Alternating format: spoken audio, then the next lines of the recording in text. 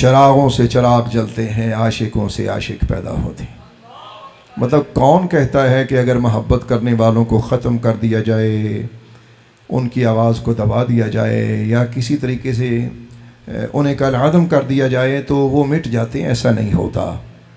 اللہ کا ایک نظام ہے۔ دیکھو، انسان کی فطرت میں یہ چیز شامل ہے کہ جو چیز بڑے ہی جوش اور جوبن پہ ہوتی ہے نا، تو دوسرا آدمی اسے کسی نہ کسی سطح پہ ایکسیپٹ کر لیتا ہے۔ وہ الگ بات ہے کہ وہ جوبن شر کا ہے یا خیر کا ہے۔ تو میں اب آپ کی خدمت میں ایک ایسے شخص کو لانے جا رہا ہوں کہ جو حالت کفر میں تھا، لیکن ایک ایسے شخص کا اللہ اور اس کے رسول سے عشق اور محبت کا دیکھنا اس کو کفر سے نکال کر اسلام کی دہلیز پہ لا کھڑا کر گیا۔ اس ہستی کا نام جناب سعید بن عامر ہے، اور یہ وہی آدمی ہے کہ جس نے حضرت خبیب کو اپنی آنکھوں سے دردناک طریقے سے شہید ہوتے دیکھا تھا۔ جب حضرت خبیب کو شہید ہوتے دیکھ کر یہ اپنے گھر پہنچتے ہیں تو کہتے ہیں کہ میرے دل میں بار بار وہی بات گونج رہی تھی، اور میری آنکھوں کے سامنے وہی نقشہ آ رہا تھا کہ جب ان کے کان کاٹے جا رہے تھے، ہاتھ کاٹے جا رہے تھے، پاؤں کاٹے جا رہے تھے، اور یہ کافر لوگ پوچھتے تھے کہ بتا اس جگہ اگر تیرے مولا ہوتے، تو وہ تڑپتا اسی حالت میں وہ کہتا تھا میرے ساتھ جو کرنا کر لو، خبردار میرے مولا کا نام نہ لینا۔ اور تم سوچ بھی کیسے سکتے ہو کہ اس جگہ وہ ہوتے، نعوذ باللہ، میں تو اپنی اہل و عیال میں ہوتا، ان کا کانٹا چبھنا بھی برداشت نہ کر سکتا۔ یہ ناپاک جسارت جو تم سوچتے ہو، یہ کیسے پاسبل ہے؟ تو وہ کہتے ہیں کہ ان کی دردناک شہادت میرے سامنے نظروں سے گزرتی رہتی۔ آخر کار مجھے یقین ہو گیا کہ جسے سولی چڑھایا گیا یہ سچا، اور ظلم کرنے والے غلط۔ ظلم ہار گیا، عشق جیت گیا۔ عشق سولی پہ چڑھ کے بھی جیت گیا، اور ظالم بظاہر بچ کر بھی ہار گئے۔ زمانے میں ایسا بہت بار ہوتا ہے۔ سنیے اس آدمی کا مقام و مرتبہ۔ اب آپ غور کیجئے کہ اس شخص نے، یعنی کہ جناب سعید بن عامر نے، انہوں نے اسلام قبول کیا، اور جتنے بھی وہ کفار مکہ تھے اس وقت، ان سب سے اختلاف کیا اور ان کو بتایا کہ تم غلط ہو، وہ صحیح ہے، وہ سچ ہی سچ ہے، میرا دل کہتا ہے میں نے اسے دل سے مان لیا۔ اب دیکھیں، چراغ سے چراغ جل گیا، عاشق سے عاشق پیدا ہو گیا۔ خبیب چلے گئے، لیکن اپنی آواز کسی کے دل میں ڈال کے چلے گئے۔ اب خبیب کی آواز، یہ ایک نیا آدمی اٹھ کھڑا ہوا جس کا نام جناب سعید بن عامر ہے، اور یہ صحابی رسول۔ ہم نے زندگی میں یہ بھی دیکھا ہے کہ جو آدمی غلطی میں جتنا بڑا ہوتا ہے نا، اگر وہ دل سے صحیح ہو جائے تو وہ اتنا ہی زیادہ اچھا ہو جاتا ہے۔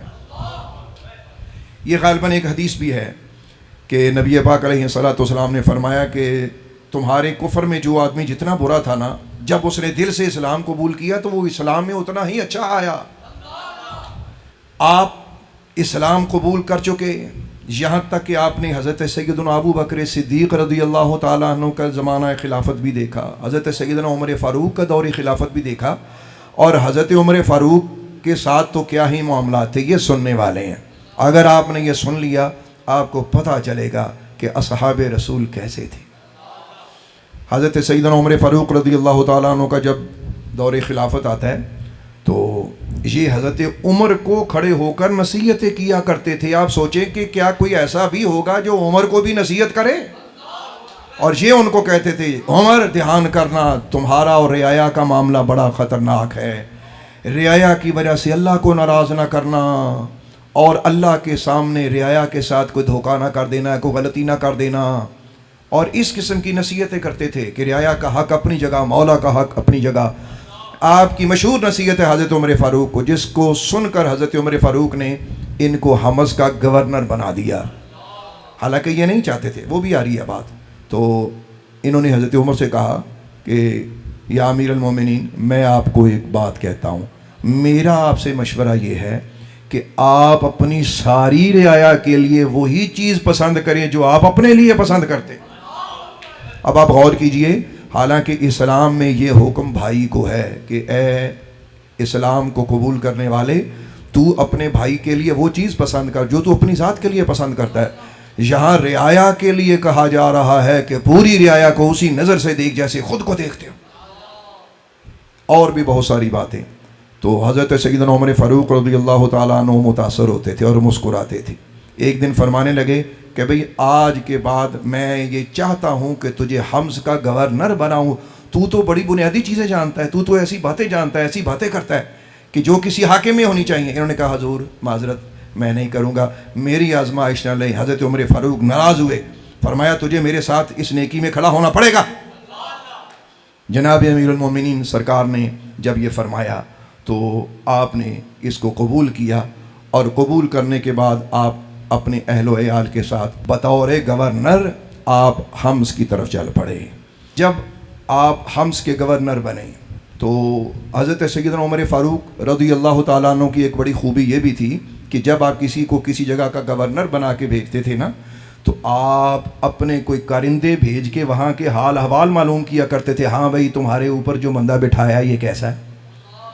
عوام سے پوچھتے ہوتے تھے کہ بھئی اس کے بارے میں رائے دو. چنانچہ حضرت سیدنا فاروق اعظم رضی اللہ تعالیٰ عنہ آپ نے حمز کے غریب لوگوں کا ڈیٹا اکٹھا کیا کہ بھئی جو فقیر ہیں غریب ہیں ان کا ڈیٹا مجھے دیا جائے میرے سامنے, تو ان کی تفصیل لائی جائے. آپ کے پاس حمز کے غریب لوگوں کی, فقیر لوگوں کی ایک لمبی فہرست آئی.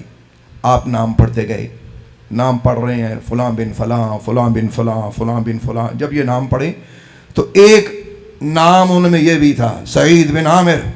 حضرت عمر فاروق نے فرمایا اور یہ سعید کون ہے؟ انہوں نے کہا جی ہمارے گورنر صاحب. آپ نے فرمایا کیوں, تمہارا گورنر غریب اور فقیر ہے؟ انہوں نے کہا حضور معذرت سے وہ تو ایسا درویش آدمی ہے, اس کے گھر میں تو کئی دن چولہا ہی نہیں جلتا. حضرت امیر المومنین نے جب یہ سنا آپ اٹھے, اپنے گھر میں گئے اور سجدہ شکر ادا کیا. پہلے تو یہ بات کی کہ اللہ تیرا شکر ہے میں نے ایسا عظیم آدمی لوگوں کے اوپر مسلط کیا, اور پھر روئے اور خوب روئے, یہاں تک کہ آپ کے آنسو آپ کی داڑھی مبارک کو تر کر گئے, اور کہنے لگے کہ سعید میں نے تیرے بارے میں جو سوچا تھا تو اس سے زیادہ اچھا نکلا. اتنا مہربان, اتنا عظیم آدمی. حضرت سیدنا عمر فاروق رضی اللہ تعالیٰ عنہ نے ایک تھیلی میں آپ نے اس وقت کا جو رائج الوقت سکہ تھا تو وہ آپ کی مالی امداد کے لیے بھیجا کہ بھئی وہ دھیان ہی نہیں کر رہا تو میں خود بھیجوں. آپ نے جب وہ مالی امداد ان کی وہاں بھیجی تو اب آپ یہ دیکھیے کہ جب وہ مالی امداد جناب سعید نے وصول کی تو وہ گھر میں روتے ہوئے داخل ہوئے. تو ان کی زوجہ نے کہا کیا کوئی آپ پہ آفت آ گئی ہے, میں نے تو کبھی آپ کو اس طرح آتے دیکھا نہیں, کیا ہو گیا؟ کہنے لگے ہمارے گھر میں ایک بہت بری چیز آئی ہے. بیوی کہنے لگی کون سی بری چیز؟ تو یوں مال کی تھیلی پکڑاتے ہیں. کبھی مال کی تھیلیوں کو کسی نے آفت سمجھا؟ یہاں تو لوگ مال کے لیے جان دین ایمان سب کچھ بیچ دیتے ہیں. تو اس ہستی کا آپ شعور دیکھو. کہنے لگے کہ یہ آفت آئی ہے, یہ دیکھو. تو بیوی نے کہا یہ آفت نہیں ہے, ہم اپنے خرچے والا ٹھیک کرتے ہیں, ہمارے بہت سارے مسئلے ہیں, آپ ایسا نہ کیجیے. آپ نے فرمایا نہیں بھائی میں یہ خرچ نہیں کر سکتا. چھوٹی چھوٹی تھیلیاں بنا کر سارا مال غریبوں میں تقسیم کر دیا اور خود پھر ویسے ہی رہنے لگے. اچھا کچھ مہینے گزرے. حضرت سیدنا عمر فاروق کا ایک دوسرا طریقہ کار یہ تھا, جب کچھ ماہ گزر جاتے یا ایک سال کا عرصہ گزر جاتا, بیچ میں تو تعلق رکھتے, لیکن باقاعدہ خود وہاں جا کر ملاحظہ فرماتے کہ میرا گورنر کیا کر رہا ہے. آپ اس شہر کی طرف چل پڑے. جب وہاں پہنچتے ہیں, ابھی جناب سعید بن عامر کو اطلاع نہیں کی. وہاں پہنچ کر کچھ لوگوں کا سامنا کیا اور ان سے فرمایا ہاں بھائی بتاؤ تمہارا گورنر کیسا ہے؟ ایک بندہ کہنے لگا جی کہ اس میں 4 خامیاں ہیں. حضرت عمر فاروق فرماتے ہیں کہ میرے دل میں اس وقت بڑی خلش پیدا ہوئی, اللہ کرے اس میں کوئی کوتاہی نہ ہو. میری نظر میں وہ بڑا بہترین آدمی ہے, تو اللہ نہ کرے کچھ ایسا ہو کہ مجھے اس کے ساتھ کوئی سختی کرنی پڑے. کیونکہ امیر المومنین فرمایا کرتے تھے اللہ کے حکم کے سامنے عمر کسی کو کھڑا نہیں ہونے دے گا. یا الہی یا الہی. تو حضرت سیدنا عمر فاروق رضی اللہ تعالیٰ نے جب یہ بات سنی تو آپ نے فرمایا بھی مجھے بتاؤ تو صحیح نا کہ اس کی تفصیل بھی بتاؤ کہ اس کی غلطیاں کیا ہیں. انہوں نے کہا جی پہلی غلطی ان کی یہ ہے کہ وہ جب صبح نکلتے ہیں نا تو تھوڑا سا دیر سے باہر آتے ہیں. ایک حضرت عمر فاروق نے فرمایا ابھی ٹھہر جاؤ, میں تمہاری غلطیاں ان کے سامنے پوچھتا ہوں, ایک ایک غلطی پوچھتا جاؤں گا, جواب لیتا جاؤں گا. گورنر کو طلب کیا, بڑی محبت سے آئے, یا امیر المومنین حضرت امیر المومنین کا چہرہ مبارک کچھ خفا تھا، محسوس ہو گیا کہ کچھ ہو گیا ہے۔ وہ کیا مثال مشہور ہے کہ سانچ کو آنچ نہیں، تو پرسکون کھڑے رہے۔ فرمایا سعید تمہاری کچھ شکایتیں ہیں، ان کے جواب دو۔ پہلا سوال یہ ہے کہ تم صبح گھر سے دیر سے باہر نکلتے ہو، اس کی وجہ کیا ہے؟ کہنے لگے کہ حضور میں بتانا نہیں چاہتا تھا، اب آپ چونکہ پوچھ رہے ہیں، پھر امیر المومنین بھی ہیں اور یہ لوگ میرے بارے میں برا خیال کر رہے ہیں تو مجھے بتانا ہے۔ بات یہ ہے کہ میں اپنی بیوی کو اپنے کاموں کی تکلیف نہیں دیتا۔ صبح میں نے اٹھنا ہوتا ہے، خود ہی آٹا گوندنا ہوتا ہے، پھر اس کا ویٹ کرنا ہوتا ہے، خود ہی کھانا بنانا ہوتا ہے، کھانا وغیرہ بنانے کے بعد کچھ چھوٹے موٹے اور کام کرنے کے بعد میں باہر نکلتا ہوں، تو میں بتانا نہیں چاہتا تھا کہ میں گھر میں یہ کرتا ہوں۔ اب آپ نے پوچھا تو بتا دیا۔ حضرت عمر فاروق بات سن کے تھوڑا سا مسکرائے، یعنی آپ کو یقین ہو گیا کہ بھئی میری سلیکشن غلط نہیں ہے، اگر میں نے بندہ سلیکٹ کیا تو صحیح آدمی سلیکٹ کیا ہے۔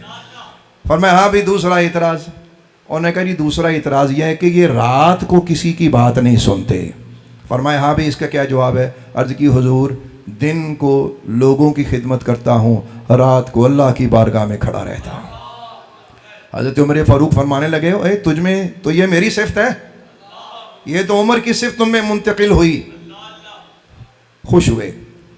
تیسرا اعتراض، انہوں نے کہا جی تیسرا اعتراض یہ ہے کہ ایک مہینے میں ایک دن ایسا آتا ہے کہ اس دن میں یہ سب سے زیادہ لیٹ آتا ہے۔ لوگ بھی کیسی کیسی نظر رکھتے ہیں، مطلب اپنے امیر کی، اپنے بڑے کی ایک ایک بات نوٹ کی ہوئی تھی، اندازہ کریں۔ تو فرمایا بھی اس کا جواب، کہنے لگے حضور میں یہ بھی نہیں بتانا چاہتا تھا، اب اگر پوچھ ہی لیا تو سن لیجئے، میرے پاس ایک ہی جوڑا ہے جو آپ دیکھ رہے ہیں، جو میں نے پہنا ہوا ہے، ایک ماہ بعد میں دھوتا ہوں، خود ہی دھوتا ہوں، بیوی کو نہیں کہتا، اور دھونے کے بعد اس کے سوکھنے کا انتظار کرتا ہوں، پھر ذرا ٹائم لگتا ہے، اس لیے میں حضور اس دن ذرا دیر سے باہر آتا ہوں۔ حضرت عمر فاروق آپ کی آنکھوں میں آنسو، اللہ کا شکر ادا کریں کہ ایسا عظیم آدمی میں نے ان کے اوپر مسلط کیا۔ اور کیا بات؟ انہوں نے کہا جی چوتھی شکایت ان کی یہ ہے کہ یہ اکثر جگہ پہ چلتے چلتے نا بے ہوش ہو جاتے ہیں، غش کھا کے گرے ہوتے ہیں، تو یہ کس طرح کا بندہ آپ نے ہمیں دیا؟ یہ خود ہی بے ہوش ہوا ہوتا ہے وہاں۔